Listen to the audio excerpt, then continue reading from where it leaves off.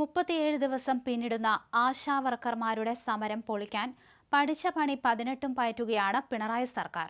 തിങ്കളാഴ്ചത്തെ secretariat ഉപരോധത്തോടെ സമരം രണ്ടാം ഘട്ടത്തിലേക്ക് കടന്നിരിക്കുകയാണ്. ഓണറേറിയം അനുവദിക്കുന്ന മാനദണ്ഡങ്ങൾ ഒഴിവാക്കി ഇന്നലെ ഉത്തരവിറക്കിയത് സമരവിജയം തന്നെയായി ആശമാർ കണക്കാക്കുന്നു.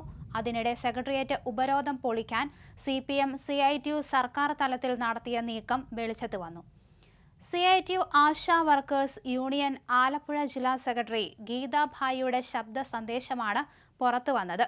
സെക്രട്ടേറിയറ്റ് ഉപരോധത്തിന് പോകുന്നവരുടെ ലിസ്റ്റ് എടുക്കാനാണ് നിർദ്ദേശം.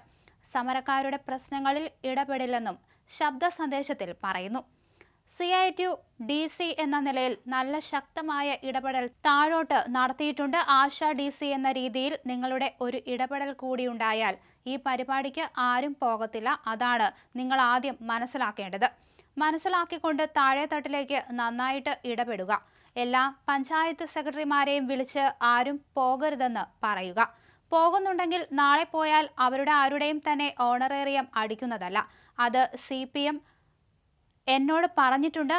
ഇങ്ങനെ പോകുന്നവരുടെ പ്രശ്നങ്ങളിൽ നമ്മൾ ആരും ഇടപെടത്തില്ല. CPM CITU തലത്തിൽ മാത്രമല്ല സർക്കാർ തലത്തിലും ആശാ സമരം പൊളിക്കാൻ നീക്കം നടന്നുവെന്ന് വ്യക്തമാക്കുന്നതാണ് എല്ലാ പഞ്ചായത്ത് സെക്രട്ടറിമാരെയും വിളിച്ച് ആരും പോകരുതെന്ന് പറയണമെന്ന നിർദ്ദേശം.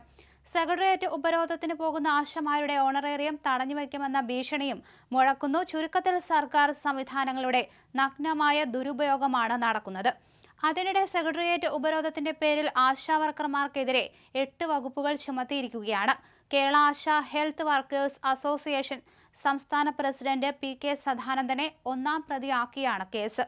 General secretary MA Bindu, vice president S Mini തുടങ്ങിയവരും പ്രതികളാണ്. കണ്ടാൽ അറിയാവുന്ന 1000 പേർക്കെതിരെയാണ് കേസ് എന്ന് കന്റോൺമെന്റ് പോലീസ് അറിയിച്ചു. കഴിഞ്ഞ മാസം 10-ന് സമരം തുടങ്ങിയ ശേഷം ഗതാഗത തടസ്സമുണ്ടാക്കിയതിന് കേസുകൾ എടുത്തിരുന്നു. ഇതിനു പുറമെയാണ് ഇന്നലെയും കേസുകൾ രജിസ്റ്റർ ചെയ്തത്.